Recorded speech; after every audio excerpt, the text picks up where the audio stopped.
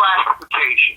And the thing that I really like about 3A is that every year somebody pops in from 3A that you didn't expect to be there. A couple of years ago, Melbourne Central Catholic made a nice run to the regional final to be beaten by Chaminade Madonna. And then a couple of years ago, the team's name eludes me, but again, reached the regional final to have Chaminade Madonna beat them. But the one constant is always Madonna.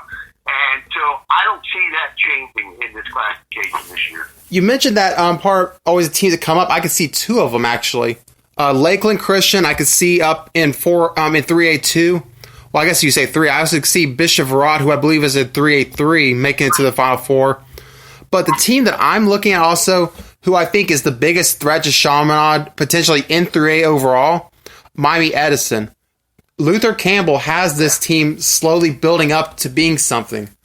They've been picking up some solid players over the offseason. And one thing that I will say with Luther Campbell, he knows how to approach and attract players from inner city Miami. He knows how to relate to those athletes. So if anyone in there has a chance to potentially load up on transfers to be a threat to Chaminade, it's got to be Edison.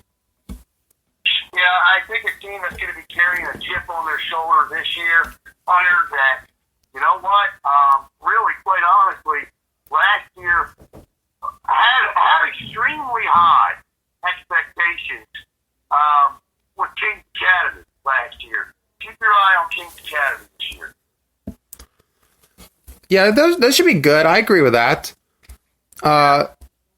Benjamin as well will be also another team probably worth watching in 3 as well. Yep.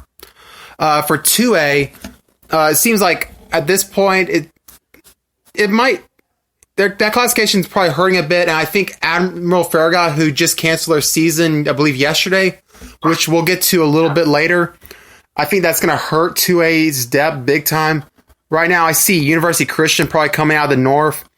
In the South, I keep hearing that the defending champions, Champagnat Catholic, they lost quite a bit from last year, obviously. I could see someone like Moorhaven or maybe even a Glades Day potentially popping up in the 2A South. Obviously, you can't count the defending champs out, but I could see both of those teams being a threat to them. Yeah, I think that when you look, we go down the list, you look at 2A, Chaminade, as you mentioned, always there. Admittedly, I don't know very, very much about this region or this classification at all, especially the north part of it. I do know, and again, I'm going to pull the homework out in me, and you're going to say, well, Jesus, Alan, but I want you to keep an eye this year on Holy Trinity. And the reason I want you to keep an eye on Holy Trinity is because they have a quarterback that's transferred from Georgia. His name is Davin Wisener. He's 6'6", all right, 225 pounds, already being recruited by Auburn. He's already made visits, to Auburn, Florida State. They've got a phenomenal returning receiving core. The biggest problem that a school like Holy Trinity faces here in Brevard County are numbers. But I will tell you, they just got the top incoming freshman athlete in the county to go to school there. And Day Farmer, who runs a 5.4440. Recently played in the Elite Classic Futures game here over at Coco Expo. Big Futures football game. He was one of the standouts in that. But keep your eye on Holy Trinity this year. I can definitely see Holy Trinity Episcopal Tigers making some noise. Last year they nearly went to the state championship game, and nobody knew who they were. Well, I'll keep an eye on them. I'm not as aware about the Holy Trinity, honestly. I really hadn't followed them, but I'm glad you bring them up, so now I have another team I need to keep an eye on. Yeah, for sure. You definitely want to keep your eye on Holy Trinity. And as we finish out the classification previews with 1A, obviously Madison County comes to mind in 1A North. the two teams in the true north that I would say I could see being a potential threat to them right now, Hawthorne, who seems to be building something very strong over there on the far end of Alachua County, and Fort White, who has probably one of the top sophomore quarterbacks in the state. And from what I've seen, I could see them potentially being a threat to Madison at some point. And then obviously Pahokee in the south. I would say those are probably the four teams to watch in 1A. For me, 1A, I got one team for you, and I apologize, and that's Baker County.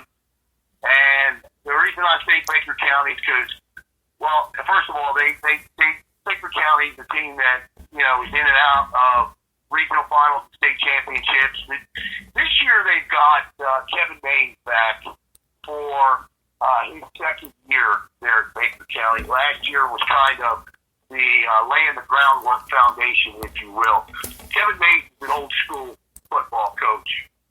He was the guy that took the 2015 Bear Hawks to the state championship game against St. Thomas.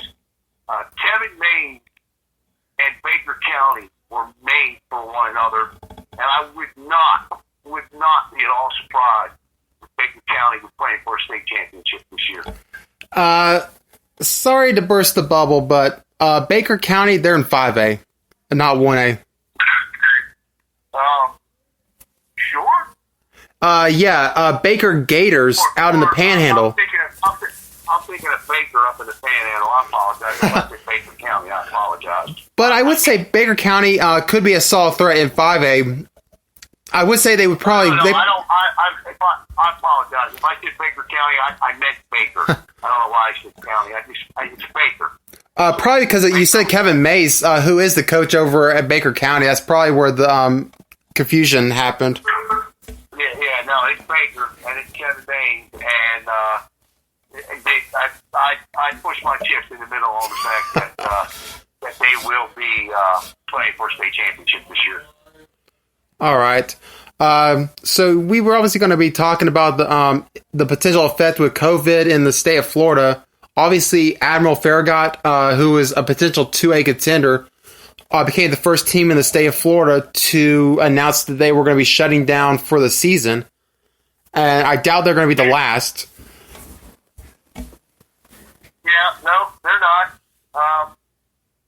Not only will they not be the last, but look, I don't mean to, as you alluded to, burst the bubble here, but I wouldn't at all be surprised to not see the football this year.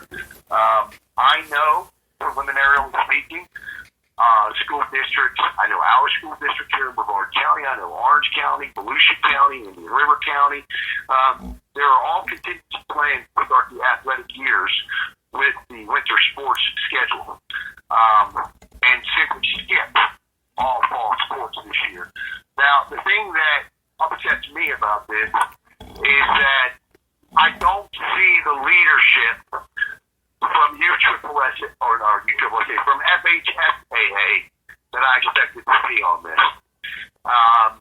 There was a conference call or a meeting the other day of the minds, and there were a lot of fantastic ideas thrown about. One such idea that most of the coaches and athletic directors in the state really got on board with was starting the season, the entire season, after Labor Day. Why not just start the kickoff classics and all? You can back it up 1 week and start everything, or 2 weeks or whatever, and back it up after Labor Day. I think that's a perfect solution. The FHSAA response was, we're just going to keep the status quo as it is. And what status quo is an injustice and unbalance across this state. Polk County's allowed to do one thing, while Brevard County's allowed to do another. For example, here in Brevard County, students cannot throw or catch the football until July 27th. Okay? You have to work in groups of, I think it's 8, and they can only work with one coach. Now, here's the kicker. are not allowed any contact whatsoever officially until August the 10th. Their first game is August the 14th and 15th.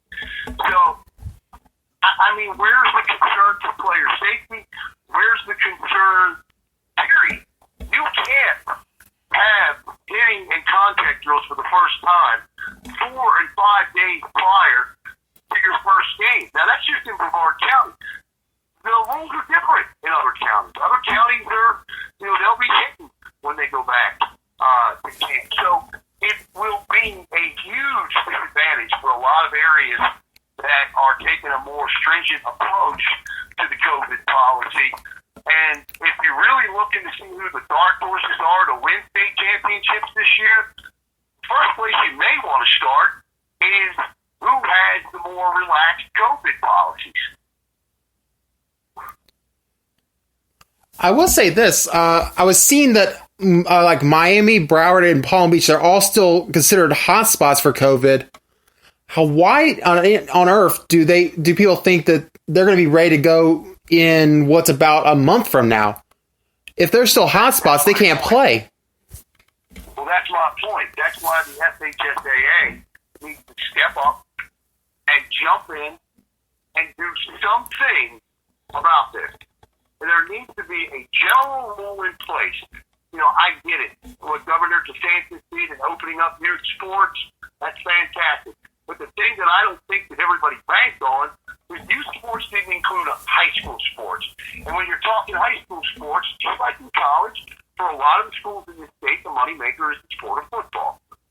That's the bread and butter. That's a fact of life. So, look, I mean, we just don't want to see one county have a distinct advantage over another county because one school board decided that this is the best way to approach COVID, and the other school board decided this was the best way to approach COVID. That's where the FHSAA needs to step in. And, they are a state-sanctioning governing body. They need to make these decisions, and they need to make the rules when it comes to this. I have a question for you. What is your thoughts on this? I've been mulling this idea over myself. Do we need to wait until all 67 or so counties in the state of Florida can play football before we start the season? Like, say, if Miami or Broward County, if they can't go in August, do we completely halt the sport for the entire state and wait for them to be ready, or do we just start the sport and they join whenever they can? Yeah, no, no, I don't think that's fair. Okay, now if this was something, no, I don't think that's fair. I'm sorry, but I don't want to hear, wow, life's not fair. I mean, no, that's not what this is about. You know what? We just went through this with the spring athletes in the class of 2020. Again, football, volleyball as well, we're talking about two sports that are heavily recruited in this state. No, you cannot do that. And that's why the FHSAA needs to make one policy for all. If the FHSAA approached Governor DeSantis and said, this is our policy, this is what we want, and Governor DeSantis made it move, then that's the way it would be. But allowing the different school boards across this state to dissect the coronavirus as they see fit, it's not working. What do you think the end result's going to be? I don't think there's going to be any football. I personally speaking, I don't think there's going to be any football. I think, you're beginning to see the trickle down. Obviously, I think it's going a little bit slower. Great news today, in terms of Major League Baseball is set to return. That's great. But we'll see. Because, and the reason I say that there's not going to be any football isn't because that we're going to hit a second wave that's going to prevent that from happening. It's just going to become impossible to play the sport because of the very reason you brought up. How can you determine what the point structure is, what the point system is, what's the minimum number of games to play? How do teams, how can teams fill spots on schedules? Do you just keep it in the county? And if you just did that,